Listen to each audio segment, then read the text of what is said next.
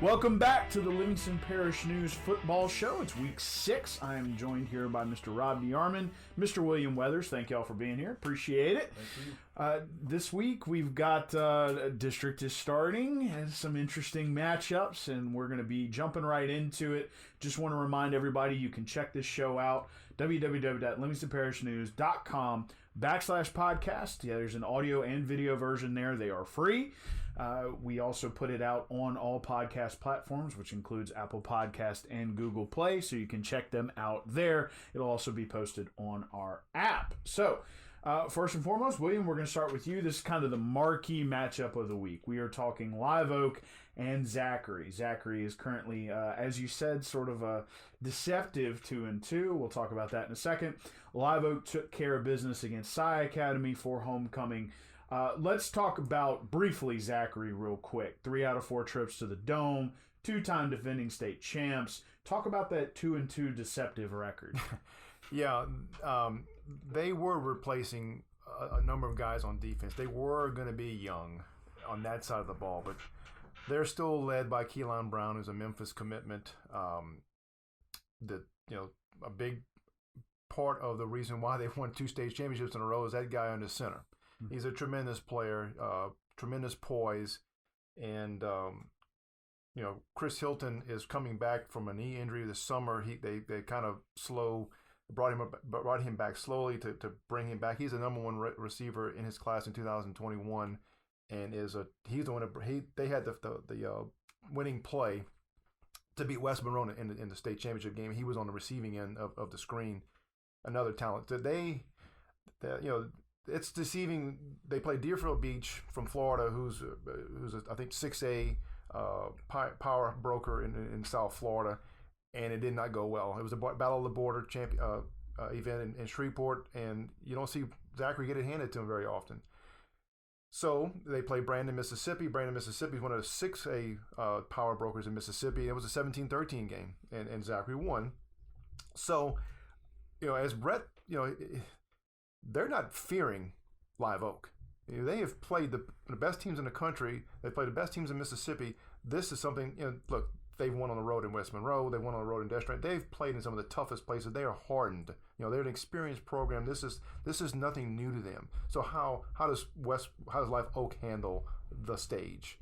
They've helped create this. The town should be rocking. I'm going to be there early just to get a parking spot within the city limits because it ought to be crazy. It will be crazy, and so and with as we discussed in the pre-show, with the baseball complex being constructed, a lot of parking missing. So if you are thinking about heading to Live Oak on Friday night for this battle for district, basically, right now both teams, Live Oak is undefeated, and both are rolling into district. It'll be quite the showdown. What's interesting about this, is something that Coach Beard said. As we put, first time they were undefeated since early 2000s, and back then they were 4A. So now we're talking about 5A team undefeated. This is a marquee matchup, and he said something to you when you interviewed him that they're looking for that marquee win. Yeah, as you remember, they went to the state quarterfinals a couple of years ago, and at that stage, those were marquee wins. They had beaten John Ehret, and then during that run, they beat East Ascension. They went to Sulphur and won, and then fell short on a halfback pass against Acadiana of going to the semifinals. Well, they're a couple of years removed from that, and now it's kind of, what have you done for me lately? And he looks at it like, this is the opportunity we've been looking for. Are you up to the challenge? We've played pretty well for 5 weeks. Trailed at Kentwood, tough place, came back and won. This is not Kentwood. This is the benchmark in Louisiana as we speak. 2 state championships and 3 out of the last 4. Can you stand up to the challenge? I mean, it simply comes down to it's not who we're playing. It's not the color of the jersey we're playing. It simply comes down to 11 guys doing the job they're taught to do this week. Executing the game plan, being physical, not shying away from opportunity, wanting to be the guy that makes the big play. To stop a Keelan Brown and a Chris Hilton and guys like that, you've got to want and accept that responsibility. You got to want that challenge, You got to want that opportunity, and you got to want to make the best of it. They actually played very well, and as he said, from a mental standpoint, competed very well as Zachary last year. Had some shortcomings in special teams where they gave up a punt return for a touchdown and a long return that set up a short score.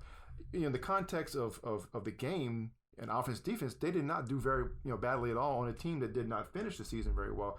This team, as of right now, chemistry, health, all seem to be headed in the right direction, that maybe this is a time to shock the world. And as we talked about before, and as Brett mentioned, you said it's going to be a tremendous challenge, especially for the defense. Tell us about some of the things that he said he said to his defensive players, going into this game, going onto the stage. When you have a premier player, Keelan Brown's a state MVP. Chris Hilton's going to play. He's going to play on a Division I team in 2 years.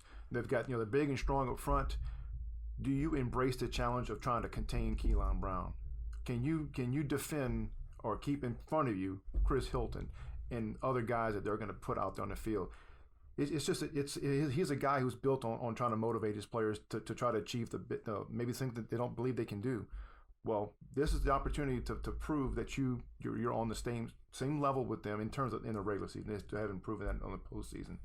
But for one night, can you, if it's getting 8 hats to the ball, or putting pressure on Keelan Brown, making him uncomfortable. It's just embracing those challenges, the opportunity to defend such great players. Well, and they will get that opportunity Friday night. As you mentioned, Watson will be rocking. So get out there early. Trying to finish that thought from earlier, there is missing parking from the baseball softball complex construction. You're both nodding your heads like, yes, get out there, find a parking spot. It's going to be a crazy atmosphere. Speaking of crazy atmospheres, much like what Live Oak did, Walker won their homecoming game against Broadmoor pretty handily. Now moving into district as well, their first challenge is Scotlandville. Obviously, former coach. It's an interesting dynamic, but what Coach Mahaffey said was more along the lines of, we just have to keep playing as a team. Right. He said he knows that there are human relationships involved. There's a faction of that team that had a relationship with Coach Ricard, and maybe not through this Friday they don't, and then afterward we'll be cordial. He says, I don't know how many people there are. I don't know how many people dislike him. Just like he says, I don't know how many people like me or dislike me at U High. He says, but we are not playing for who's outside the white lines. We're playing, the guy next to us, and we're a team that's won 2 in a row. And this is the biggest challenge they will have faced since Destrehan. Scotlandville, and to Coach Ricard's credit, this was a team that had a losing record a year ago. He has turned them around. They're 5-0. They're ranked number 10 in the state. They're averaging 55 points a game, giving up 15. So guess what? Math is they're beating people about 40 points a game. They are on a serious, serious roll.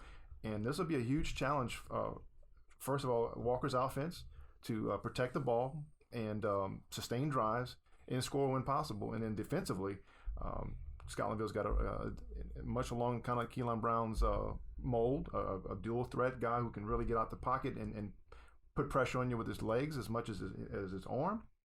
And it's a big challenge for a defense that's coming on. Broadmoor wasn't the challenge that Scotlandville's going to be. So they've got another kind of a hump to get over, and showing that they are a defense that's progressing in the realm of who can help you win a championship down the line. And as you mentioned, the big point is being consistent in all facets of the ball, because they can score just about any way. So that will be Walker and Scotlandville this Friday at Walker, correct? Correct. So they are playing at home. We're going to come back to Denham. We're going to jump over to Albany, who had a big win this past Friday against Pearl River. Had to stop that big running back, and as you mentioned, Rob, in pre-show, pitched a shutout. And I hate crossing them up, but I mean it is. They held them scoreless in the second half. Great defensive effort. Tell us about what Coach Mike Janis had to say. The big lift for them, and I don't think I mentioned this in our pre-production, but Tyler Bates came back. He's a middle linebacker. They kind of had to change some things around. They basically built that defense around him this year. He dislocated his elbow in the jamboree, so he came back. When he comes back, it kind of gives them a lift. They just His first thing I said, "What did you think?" He goes, "Tyler Bates helps." Mm. And it's just a lift for them. They both get chances, and Albany's actually trailing at halftime. They both get chances in the third quarter to score. Neither one of them get it, and it gets down to a point where the defense gets. There was one drive they get 2 sacks in a row, or within 3 plays of each other.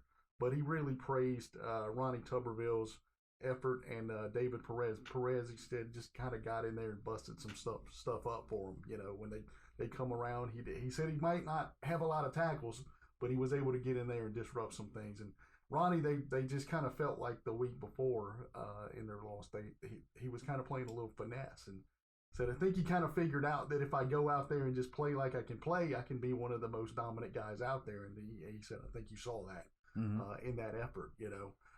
Now the key for them, they're going to be playing Thursday against Bogalusa to open district, and Coach Janet just said, hey, we're just trying to keep it going, you know. We've kind of gotten, we can see what we can do, we know what we need to do, and it's just, let's maintain and get better as we go, you know, each week. Yeah, we want to build on some things that we did this week and just go ahead and move forward. Make sure that we're not taking a step back from, you know, the progress that we made after the Pearl River game. Just kind of build on that and make sure that when the game is over Friday night that we can acknowledge that we took a step forward and not backwards. Now, what they have there with Bogalusa is they lost pretty badly to them on the road last year. So they're kind of using that to kind of help them. You know, we got some things we saw on film, and they're just kind of looking at that. They know the athletes are there, and they said maybe last year there were some spots where some athletes that they didn't maybe have on film were on film, and they kind of did some schemes that they weren't ready for. Right. So using that, not necessarily for motivation, more as a learning experience. Right. It's a tool. It's a tool. He said we've been able to see, you know, they got the film from the rest of their season last season and their games this year, and they're kind of looking at it and saying, okay, we're determined to make sure that doesn't happen again. Now, you know, he said the key kind of to their offense is their quarterback play, and they said a lot of times last year what happened was he would either drop back to pass. He's like, okay, do we rush him or do we drop back into coverage? You know, or vice versa. And he said it seemed like whatever we did, we got burned on whatever we did. So we have to be a little more smart this time around. Well, and they will definitely have to do that. Last year was kind of a blowout, so they'll be interested in improving on that. Of course, trying to use that as a springboard moving into district play. So we're gonna keep, because Denham's got an interesting sort of psychological thing going on. So we're gonna move to Springfield real quick. All right. Routed North Central 49-6, big win. That was homecoming, correct? Yes. So a big win for them, starting to get a good feel of the offense. So talk to us a little bit about what Coach Surpass had to say about North Central first. Just going into that one, it seems like they're you know, they put up, it's 49-6, and if you haven't seen it, RJ Surpass now has 7 touchdown passes in the past 2 games. He said it's kind of a result of him getting more comfortable with what's going on, and it's also a factor in them being able to run the ball. So we get down there closer to the goal line, and people kind of key on the run, and it opens some things up for us in the pass, which is helping. That shows that you're being able to grasp what's going on, you know, and people are seeing what's happening, and they know what's gonna, you know, the kids know what's going on now, you know, and that's kind of where you want to be at this point. So we're moving. You know, they're traveling to South Plaquemine, correct? Yes. Okay, they played a playoff game down there a few years ago. I went down there. It's the if you actually Google it, it looks like you're in the middle of the ocean. Absolutely. But interesting atmosphere. All the buildings are built up because you are on the toe of the boot. But as the coach told you and said before and told his team, they've got about 3 guys that make that team run. They're going to be looking to stop them defensively. Talk a little bit about their game plan. What they've got here is you know, there's 3 guys. I looked at the roster early. There's 22 kids on the team.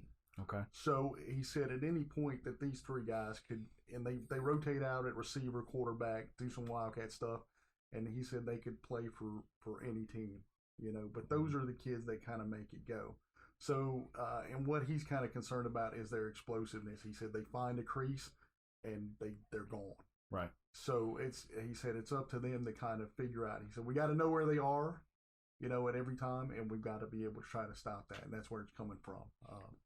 So it'll definitely be a defensive effort keyed on those three guys. Yes, absolutely. And trying to keep that offense rolling. And you've got, he said those same three guys play on defense too, and he said something that we've been trying to stress to our kids is being able to tackle well. And he said when you see these guys in one-on-one tackling situations, they get it done. So that's something that's really impressed them. Another aspect that I did not hit on, or we did not talk about, but Brian Babb is back for Springfield. He took every rep for them in 7-on-7 during the summer, and he's transferred back. RJ Surpass is doing well, and so Ryan said what they're going to try to do is just kind of maybe ease him in, make sure his comfort zone gets to where it needs to be, because they've kind of tweaked the offense a little bit. He said it's a little bit different offense from when he left 6 weeks ago to what we're doing now. But he said it's not something like, okay, we've got to get Ryan in immediately. You have to get in here. So we're going to kind of base it on what he's showing us in practice as to how we're going to play and when we're going to play. So it will be interesting to see how that plays out. A little bit of, yes. But RJ did say, "I'll play wherever you need me." So sign of a leader. It's one of those deals too, where Ryan looked at it as, "Hey, we've got depth at quarterback." It's a little bit different from what they were expecting going in, because they were looking at Babb being he was going to be the guy, and then RJ was going to back him up. Now you got RJ with some starts under his belt. He's getting a little confidence. So Babb is there, And then they've got Tyler Ratcliffe, who, if you guys remember, came in and did pretty good against Albany. So they've got depth. You kind of chuckle at it, but hey, man, I said, Coach, you got depth at quarterback, and we both kind of chuckled because it's there. It's strange for a 2A team. Yeah. The reason we're laughing, for those of you watching, is because early in the season there was injury concern and that kind of thing. People playing in some interesting spots, and our phrase is that's just 2A football. Got to do what you got to do. So it is interesting to see them have some guys with experience and depth. Should prove fruitful going into this last part of the season. The way they're playing right now, it's starting to kind of come together, and they've got another game next week before they start district. But that district is so condensed now that you have to make every win count. And right. If they can get this, and the injury bug, especially at Springfield, and you don't want to bring it up, but it's one of those things where it's always in the back of your mind. That's 2A football. But they're playing, Ryan said we're not exactly where we want to be, but we're getting there. Right. So we'll be keeping an eye on them as they travel down past New Orleans into the ocean to go play a little football. But looking real positive on an upswing for them heading into these last few games before district. As you said, that district has been reduced due to some teams going up and a few going down. So we'll be interested to see how they do. It's a 4-team slate, correct? I think that's correct. I have to look that up and make sure. But so very small district. It's very small. You're not a whole lot. Not a whole lot of room for error. No. So we are jumping back to Denham, our last 5A team to discuss today. Haven't had the year that they wanted, and kind of they are starting district just like we discussed with Walker and Zachary, same district 4-5A. They'll be leading off with Central, perennial rivals. And as we mentioned before, in the pre-show, not the post-show, the pre-show, kind of been a springboard for them historically. So talk a little bit about that after tough loss to Westgate. Kind of got a feel of playing a couple of athletes who just made it hurt. Yeah, the last 2 years, Denham and Central, which is I think this is the 73rd renewal of the series, played in week 9, and Denham, both cases were on the fence as to their postseason fate. They needed to win to get in, and they did.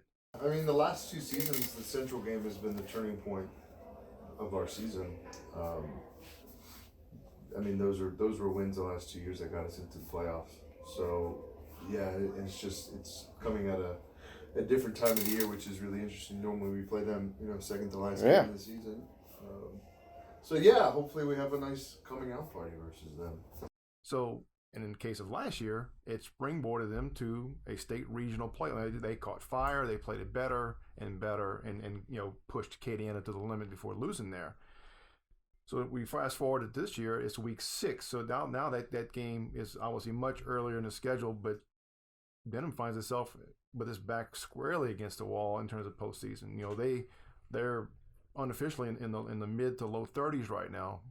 It's a bad spot to be in. This district hasn't even started yet. So here comes Central, meaning they're playing at Central almost. But in terms of where it falls on the schedule, and we'll find out there's actually truly magic in this series as it relates to Denham. Can they go and find themselves and light the spark that gets them out of what it's kind of plagued them for 5 weeks, basically playing consistent and moving forward? And maybe now, because conversely, they follow this game up with a home game against Zachary. So it's obviously not going to get any easier if you can't take care of business now. So hopefully, for their sake, they can find the winning formula. Mm-hmm. Maybe slowing it down a little bit on offense.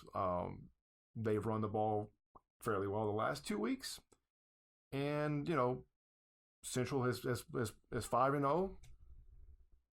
Pop Plaquemine pretty good last week, so I'm pretty impressed with where they are. So going into they're flying high. They're undefeated, and we're going to see, because Denham is trying to there's always kind of way how do you get around some of these horrific losses like last week, and do you flush them? And in this case, Denham's going to try to burn them, and by that they each player and each coach were kind of tasked to come up with regrets they had for each game for the first 5 weeks of the season. And after they presented that to Coach Conades, that paper was balled up and thrown into a fire pit. And it's kind of just a way of saying the slate is clean, we're moving forward, the first 5 weeks don't count. Now, is it that simple? Can you mentally just remove yourself from the worst beating of the season and to turn your attention to your biggest rival and get your season rectified? Well, it will be interesting to see. Now, that was more of a psychological change. There are a couple of physical changes. One you already brought up was trying to slow it down a little bit, maybe doing a little more of the run game. We saw them do that. I was not there last week. I was at Live Oak, but I was there for Assumption, and we saw them do that against Assumption. Come up in heavy, run the ball a lot, and it eventually led to a Tristan Dewey touchdown. So, combined with that, getting back some folks who were hurt last week.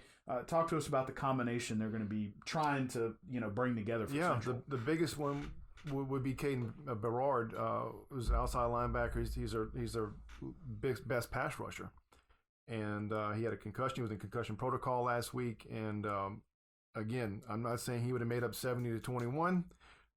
They would have been better, getting some pressure on the quarterback, but he was not there, and it didn't go well. So now he's back. He's a big presence to that defense. Troy Goldman is their top in terms of stretch the field kind of guy, take the top off the defense. At receiver, he's back. He had the flu, so they didn't have him last week. And then really promising freshman Cameron Kelly, who is their second leading rusher, went out in last week's game with an injury. He is expected to be back. So. So that's 3 guys. There'll be 3 key. They need everybody, and they need all of them healthy and all producing in a way that's going to help this team hopefully have a better result. Well, and that they kind of got some teams on the uptick, got some teams that are trying to find some things, and then we have some teams that are really trying to dig deep for So our 5A schools are starting district, our 3A school starting district, our 2A school. Still waiting because district has shrunk. And I'll give you that rundown on the 2A. We were asking about what teams are in there. You've got North Lake, Pope John Paul, and St. Thomas Aquinas to go with Springfield. So you're looking at it's gotten a lot smaller since I covered it. Super condensed. They dropped off a couple teams. Amy, St. Helena, Independence move over to another district. So That's interesting. They all count, but it's even more imperative this season. You can't drop the ball on that one. Right. So and all of those are private. So it will be interesting to see, that for several years from about 2013 up until last year, those private schools proved troublesome for them. So it will be interesting to see how they can do that carry forward, especially with the defensive offense seemingly finding some rhythm. Looks like it's coming together. Maybe it might be a revenge year. We'll see. See what happens. What happens. Gentlemen, Mr. William Weathers, Rob DeArmond, thank you for joining us today. We appreciate it, and thank you if you are watching or listening. We appreciate you supporting our show and listening to the Livingston Parish News Football Show. We do it weekly on Wednesday. This week, we only have one Thursday game this year, right? And that's this one coming up with Bogle. Home game. Home game. At home. Only one Thursday home game. Springfield will be playing on the road Next Thursday. In New Orleans. Right. So we are going to try to get these two shows out as early as possible. So we didn't give you a warning on this one, but you'll have a warning for next week. We'll be pushing it out early. Remember, you can find it online, www.livingstonparishnews.com/podcast. We have video and audio versions. We are also posting it to all podcast platforms. That includes Anchor, Spotify, Apple Podcasts, Google Play, all those places you can find it online. The news is on Facebook, Twitter, LinkedIn, Instagram, and YouTube. We're once a week in print, and we are also online, updating constantly. $5 online a month, $7 a month in print, or $56 for the year. One more time, gentlemen. Thank you for joining us, and thank you for watching. We will hope you enjoy this Friday's slate of football games, and we will be back at you next week.